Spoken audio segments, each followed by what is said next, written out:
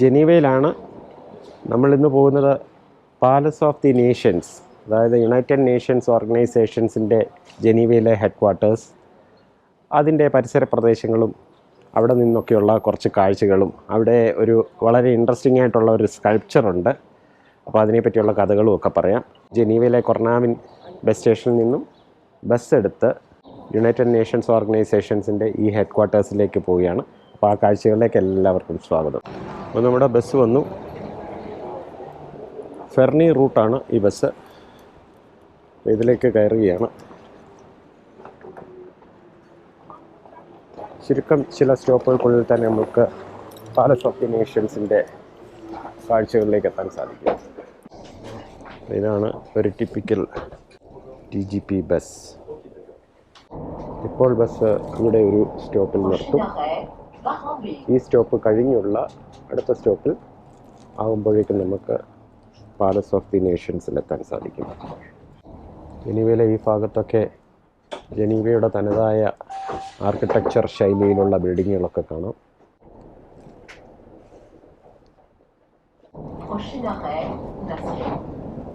അപ്പോൾ നമ്മുടെ stop announce ചെയ്തിരിക്കുകയാണ്. ഇപ്പോൾ നേഷൻസ് എന്ന് പറയുന്ന ബസ് സ്റ്റോപ്പാണിത്. നമ്മളവിടേക്ക് ഇറങ്ങിയിരിക്കുകയാണ്. അപ്പോൾ ഇവിടെ ഇറങ്ങുമ്പോൾ തന്നെ യുണൈറ്റഡ് നേഷൻസ് ഓർഗനൈസേഷൻ്റെ മുൻഭാഗമാണ് ഇത്. ഒരു വലിയൊരു കോർട്ട്യാർഡാണ്, ഒരു വലിയൊരു സ്ക്വയർ പോലെയാണ്. അപ്പോൾ ഇവിടെ നിന്ന് നമ്മൾ കാണുന്നതാണ്, അങ്ങ് ദൂരെയായി കാണുന്നതാണ് യുണൈറ്റഡ് നേഷൻസ്. അപ്പോൾ ഇവിടെ ഒരു വലിയ ഒരു കാലൊടിഞ്ഞ ഒരു കസേരയുടെ ഒരു സ്കൾപ്ചർ കാണാം. ഇത് ഒരിടത്തും കാണാത്തൊരു കാഴ്ചയാണ്. ചിതറി തെറിച്ചതുപോലെയാണ് ആ കാല് കാണുന്നത്. നമുക്കറിയാം, ഈ യുദ്ധത്തിലും മറ്റും ഒരുപാട് മൈനുകൾ ഉപയോഗിക്കുന്നുണ്ട്. പോർമുഖത്ത് പോകുന്ന സൈനികരെ ലാക്കാക്കിയാണ് ഇത് കൂടുതലായിട്ടും മൈനുകൾ, ലാൻഡ് മൈനുകൾ ഉപയോഗിക്കുന്നത്. അപ്പോൾ ലാൻഡ് മൈനുകളിൽ സ്പർശിച്ചു കഴിഞ്ഞു കഴിഞ്ഞാൽ അത് പൊട്ടിത്തെറിച്ച് ഒരുപാട് ആൾക്കാർക്ക് അംഗഭംഗം വരും, മരണപ്പെട്ടു പോകാം, അങ്ങനെയൊക്കെയുള്ള ഒരുപാട് ദുരന്തങ്ങൾ ഉണ്ടാകുന്നുണ്ട്. അപ്പോൾ ഇത് വളരെ പ്രാകൃതമായ ഒരു ഇടപാടാണെന്നുള്ളത് ലോകം തിരിച്ചറിയുകയും ഈ മൈനുകളുടെ ഉപയോഗം പറ്റുന്നിടത്തോളം കുറയ്ക്കണം എന്നുള്ള ധാരണയിലേക്ക് എത്തിച്ചേരുകയും അത് ഈ 1997 നടന്ന മീറ്റിങ്ങിൽ വെച്ചൊക്കെയാണ് അതിൻ്റെ ഡിസിഷനൊക്കെ എടുത്തതെന്ന് തോന്നുന്നു. അതിനെപ്പറ്റി എൻ്റെ വിശദാംശങ്ങളിലേക്ക് ഞാൻ പോകുന്നില്ല. എന്തായാലും ഇവിടെ ഈ ചെയറിൻ്റെ ഒരു കാല് ഇങ്ങനെ ഛിന്ന ഭിന്നമായി കാണിക്കുന്നത് ഉദ്ദേശിക്കുന്ന ഇതാണ്, ഈ ലാൻഡ് മൈൻ എന്താണ് ചെയ്യുന്നത് എന്നുള്ളതാണ്. നിരായുധീകരണത്തിനും ലോക സമാധാനത്തിനും ഒക്കെ ആയിട്ടുള്ള ഒരു സിമ്പലായിട്ടാണ് ഇവിടെ ഈ സ്കൾപ്ചർ യുണൈറ്റഡ് നേഷൻസിൻ്റെ ഈ ജനീവയിലെ ഹെഡ് ക്വാർട്ടേഴ്സിൻ്റെ മുമ്പാകെ ഇറക്റ്റ് ചെയ്തിരിക്കുന്നത്. അപ്പോൾ ആ കാഴ്ചകളും ഒക്കെ കണ്ട് നമുക്ക് മുമ്പോട്ട് പോവാം. കണ്ടില്ലേ, അവിടെയായിട്ട് ഉള്ളിലേക്ക് നമുക്ക് നോക്കുമ്പോൾ ഒരുപാട് ഫ്ലാഗുകൾ കാണാം. ഈ യുണൈറ്റഡ് നേഷൻസിൽ അംഗമായിട്ടുള്ള ഇന്ത്യ ഉൾപ്പെടെയുള്ള ഒരുപാട് രാജ്യങ്ങളുടെ ഫ്ലാഗുകൾ.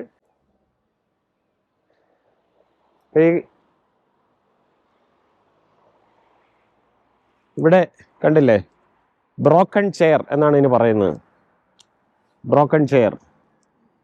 അപ്പോൾ അതിനെപ്പറ്റിയുള്ള വിശദാംശങ്ങൾ ഇവിടെ എഴുതിയിട്ടുണ്ട്. കണ്ടില്ലേ, against the use of armed violence on civilians, അതാണ് അതിൻ്റെ പ്രധാനമായിട്ടുള്ള ഉദ്ദേശം. Against the use of armed violence on civilians. Broken chair is a symbol of both fragility and strength. അങ്ങനെ ഇതിനെപ്പറ്റിയുള്ള വിശദാംശങ്ങൾ ഇവിടെ എഴുതി വെച്ചിട്ടുണ്ട്.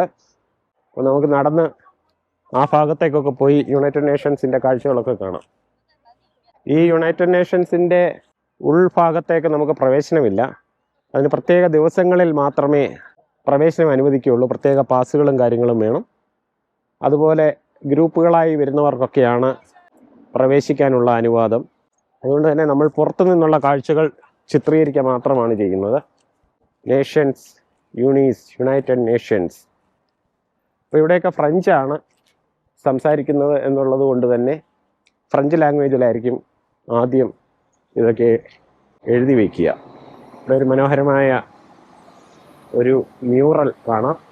ഇതെല്ലാം സമാധാനത്തിനെ കാംക്ഷിക്കുന്ന ജനങ്ങളുടെ ഒരു ഡെപ്പിക്ഷനായിട്ടാണ് ഇതൊക്കെ കാണിച്ചിരിക്കുന്നത്. കണ്ടില്ലേ, ഇതാണ് യുണൈറ്റഡ് നേഷൻസിൻ്റെ ഹെഡ് ക്വാർട്ടേഴ്സ്.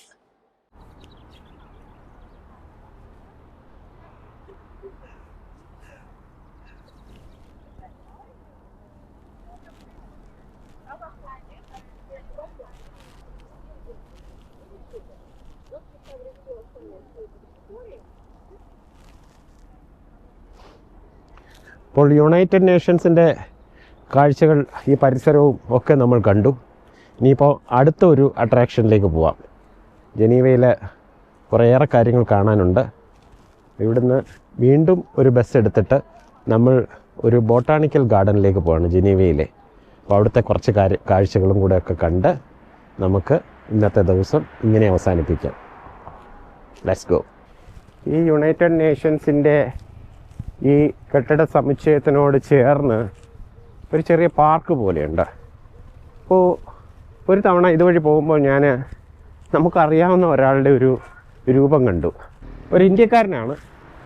ജനീവ പോലൊരു നഗരത്തിൽ നമ്മളൊരു ഇന്ത്യക്കാരൻ്റെ ഒരു കാര്യം കാണുമ്പോൾ നമ്മളൊന്ന് പോയി നോക്കണമല്ലോ. അപ്പോൾ അവിടേക്ക് പോവുകയാണ്. ആ കാഴ്ചയും കൂടെ കണ്ടിട്ട് വേണം ഇവിടെ നിന്ന് നമുക്ക് യാത്ര തിരിക്കാനായിട്ട്. ആ ഇന്ത്യക്കാരൻ ഇപ്പോഴും അവിടെ ഇരിപ്പുണ്ടോ എന്നുള്ളതാണ് എൻ്റെ സംശയം. കാണുമായിരിക്കാം. ജനീവ മ്യൂസിയത്തിൻ്റെ ഭാഗത്താണ് നമ്മളുള്ളത്. സമയത്തിൻ്റെ പരിമിതി മൂലം നമ്മൾ മ്യൂസിയത്തിൻ്റെ അകത്തെ കാഴ്ചകളിലേക്ക് പോകുന്നില്ല. ഗാർഡനും കാര്യങ്ങളും ഒക്കെ നമുക്ക് വേണമെങ്കിൽ പെട്ടെന്നൊന്ന് കണ്ടിട്ട് ആ ഫൗണ്ടൈനും ഒക്കെ ഒന്ന് കണ്ടിട്ട് പോരാം എന്നത് മാത്രം. വളരെ മനോഹരമായ പുൽത്തകിടികൾ, അതിമനോഹരമായ ട്യുലിപ്പുകൾ, എത്ര ബ്യൂട്ടിഫുള്ളായിട്ടുള്ള ഫ്ലവേഴ്സ്. മനോഹരമായ കാഴ്ച. ഫ്ലവേഴ്സൊക്കെ ഇഷ്ടപ്പെടുന്നവർക്ക് ഒരു നല്ല കാഴ്ച തന്നെയാണ്. നല്ല മഞ്ഞയും വെള്ളയും നിറമുള്ള ട്യുലിപ്പുകൾ അതിങ്ങനെ ഈ മ്യൂസിയത്തിൻ്റെ രണ്ട് ഭാഗത്തുമായിട്ട് വെച്ച് പിടിപ്പിച്ചിരിക്കുന്നു.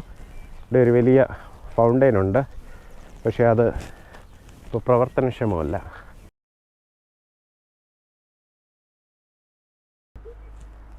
ഞാനിങ്ങനെ പുറത്തേക്ക് ഇറങ്ങി വന്ന് നമ്മളിവിടെ ഒരു ചെറിയ ചെടിയും ഒരു കല്ല് മേഞ്ഞ പാതയും ഒക്കെ കാണാം. ഇങ്ങനെ നടന്നു വന്ന് നമ്മൾ അങ്ങനെ ഒരു മനുഷ്യൻ്റെ മുമ്പിലേക്കാണ് എത്തുന്നത്. ആ മനുഷ്യൻ മറ്റാരുമല്ല, ആ ഇന്ത്യക്കാരൻ മറ്റാരുമല്ല, അത് നമ്മുടെ പ്രിയപ്പെട്ട ഗാന്ധി. ഇവിടെ ജനീവയിൽ ഈ യുണൈറ്റഡ് നേഷൻസിൻ്റെ അരിന ഏരിയയിൽ മഹാത്മാഗാന്ധിയുടെ ഒരു വലിയ വെങ്കല പ്രതിമ, ബ്രോൺസ് പ്രതിമ കാണാം. മനോഹരം. അദ്ദേഹത്തിൻ്റെ കയ്യിലൊരു പുസ്തകമുണ്ട്. ആ പുസ്തകത്തിൽ ആരോ ഒരു പൂച്ചെണ്ട് സമർപ്പിച്ചിട്ടുണ്ട്. My life is my message എന്ന മഹാത്മാഗാന്ധിയുടെ ആപ്തവാക്യം ഇവിടെ കുറിച്ചിട്ടുണ്ട്. 1869 മുതൽ 1948 വരെ ജീവിച്ചിരുന്ന ആ മഹത് വ്യക്തിയുടെ ഓർമ്മ ഇവിടെ വരുന്നവരൊക്കെ ആഘോഷിച്ചിട്ട് പോകുന്നു എന്നുള്ളത് എത്ര ഹൃദയപൂർവമായ കാഴ്ചയായിട്ടാണ് നമുക്ക് കണ്ടു നിൽക്കാൻ പറ്റുന്നത്. നോക്കുക. അപ്പോൾ ഇവിടെ ഇൻട്രസ്റ്റിംഗ് ആയ മറ്റൊരു കാര്യം കൂടെ കാണാം. ഇവിടെ ഒരാളുടെ ഫോട്ടോ വെച്ചിട്ടുണ്ട്. മറ്റാരുമല്ല, പുട്ടിന് എഗനസ്റ്റായി അഹോരാത്രം ക്രിട്ടിസൈസ് ചെയ്ത് അവസാനം ജയിലിൽ കിടന്ന് മരിച്ച നവാൽനിയുടെ ഒരു ഫോട്ടോ ഇവിടെ വെച്ചിട്ടുണ്ട്. അതൊക്കെ മഹാത്മാഗാന്ധിയുടെ മുമ്പിലേക്കാണ് വരുന്നതെന്ന് പറയുമ്പോൾ ഈ മഹൽ വ്യക്തി, അദ്ദേഹത്തിൻ്റെ മഹത്വം എത്രയാണെന്ന് ഊഹിക്കാവുന്നതേ ഉള്ളൂ. ജനീവയിലെ ഈ ഗാന്ധി പ്രതിമയുടെ മുമ്പിൽ വന്ന് നിൽക്കുമ്പോൾ നമ്മുടെ സിരകളിലൊക്കെ ആ രാജ്യസ്നേഹത്തിൻ്റെ തീവ്രമായ വികാരം ആ ഞരമ്പുകളിൽ കൂടെയൊക്കെ പായുകയാണ്. എന്തൊരു വലിയ അനുഭവമാണ്. നമ്മുടെ ഗാന്ധിയുടെ പ്രതിമ, അത് പ്രത്യേകിച്ച് മറ്റൊരു മണ്ണിൽ ഇങ്ങനെ ആദരിക്കപ്പെടുന്നത് കാണുമ്പോൾ കോരിത്തരിക്കുകയാണ്. ചെടികളും കായ്കളും പൂക്കളും ഒക്കെ കാണാൻ ഇൻട്രസ്റ്റഡ് ആണെന്നുണ്ടെങ്കിൽ ഈ യുണൈറ്റഡ് നേഷൻസിൻ്റെ ഈ മന്ദിരത്തിൻ്റെ സമീപം വരുമ്പോൾ തീർച്ചയായും ഒരു 10 മിനിറ്റ് നടന്നു കഴിഞ്ഞാൽ നമുക്ക് ഒരു ബോട്ടാണിക്കൽ ഗാർഡൻ്റെ ഗേറ്റിൻ്റെ അടുത്തേക്ക് എത്താൻ പറ്റും. ഇവിടെ ഒരു ചെറിയ എൻട്രൻസ് ഫീ ഒക്കെ ഉണ്ട്. ആ എൻട്രൻസ് ഫീ കൊടുത്ത് നമുക്ക് ഈ ജനീവ ബോട്ടാണിക്കൽ ഗാർഡൻ അകത്തെ കാഴ്ചകളൊക്കെ ഒന്ന് കാണാം. ഒരു 10-20 മിനിറ്റ് അല്ലെങ്കിൽ ഒരു അരമണിക്കൂർ, അല്ലെങ്കിൽ നിങ്ങൾക്ക് സമയമുണ്ടെങ്കിൽ 1 മണിക്കൂർ ഇതിനകത്തൂടെയൊക്കെ ഒന്ന് ചുറ്റി നടന്നു കഴിഞ്ഞ് തീർച്ചയായിട്ടും അതൊരു റിലാക്സിങ് എക്സ്പീരിയൻസ് ആയിരിക്കും. പിന്നെ ഈ ഭാഗങ്ങളിലൊക്കെയുള്ള വ്യത്യസ്തമായ ചെടികളും വ്യത്യസ്തങ്ങളായ മരങ്ങളും ഇവിടുത്തെ എൻവയോൺമെൻറ്റും ഒക്കെ കണ്ടു മനസ്സിലാക്കാനുള്ള ഒരു അവസരവുമാവും. അപ്പോൾ നമ്മുടെ ജനീവയിലെ ബൊട്ടാണിക്കൽ പാർക്കിലേക്ക് കിടക്കാം. വരും. 8 o'clock മുതൽ 5 PM വരെയാണ്. എൻട്രി ഫ്രീ ആണ് കേട്ടോ. ഓക്കെ.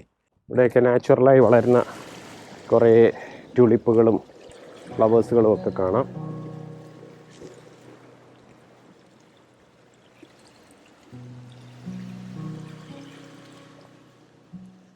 യൂറോപ്പിൻ്റെ തനതായ ചില എൻവയോൺമെൻറ്റൊക്കെ ഇങ്ങനെ ഇവിടെ ക്രിയേറ്റ് ചെയ്തിട്ടുണ്ട്.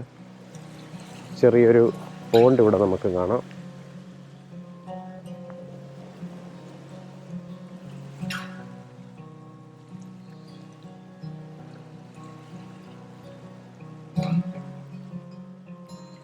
ഇവിടെ ഒരു ഹാബിറ്റാറ്റ് ക്രിയേറ്റ് ചെയ്തിരിക്കുകയാണ്.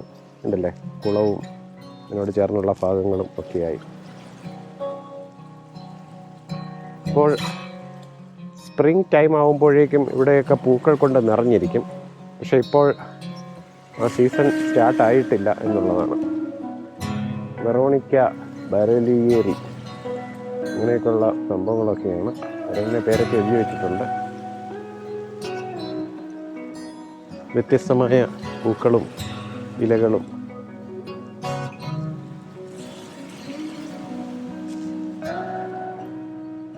മനോഹരമായ ചെറിയ കുളങ്ങൾ അല്ലേ.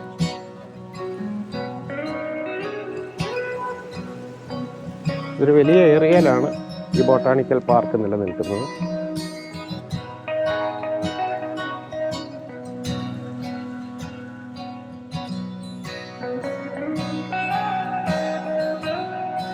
മനോഹരമായ ഒരു പൂച്ചെടി ഇലയില്ലാതെ പൂത്തു നിൽക്കുകയാണ്. കണ്ടില്ലേ,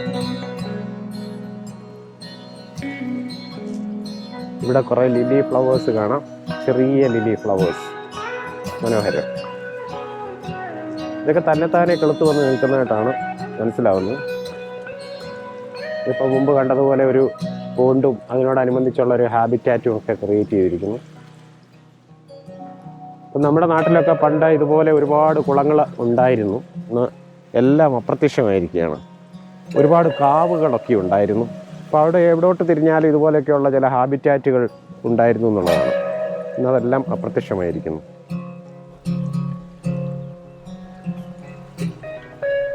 ഇതൊക്കെയാണ് ജനീവയിലെ ബൊട്ടാണിക്കൽ ഗാർഡൻ്റെ കാഴ്ചകൾ.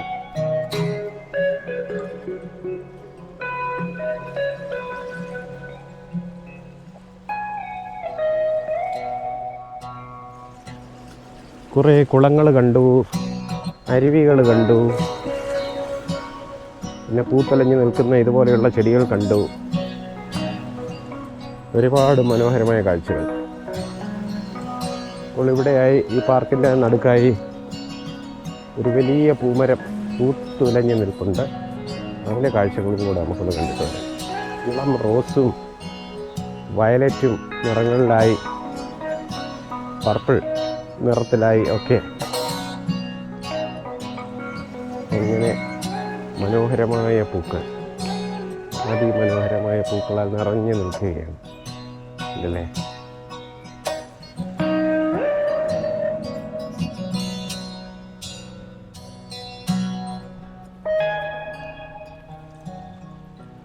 പൂമരം എന്നൊക്കെ പറഞ്ഞു കഴിഞ്ഞാൽ ഇതാണ്, ഇലയില്ലാതെ പൂത്തു നിൽക്കുകയാണ് അല്ലേ.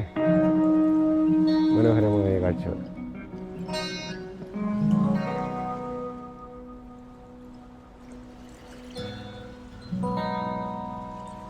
അപ്പോൾ ഇവിടുത്തെ ബൊട്ടാണിക്കൽ ഗാർഡൻ്റെയും നല്ല നല്ല കാഴ്ചകൾ കുറേ കണ്ടു. ഇനിയിപ്പോൾ നമുക്ക് ജനീവയിലെ കാഴ്ചകളൊക്കെ അവസാനിപ്പിച്ച് ഇറ്റലിയുടെ കാഴ്ചകളിലേക്ക് പോവാം.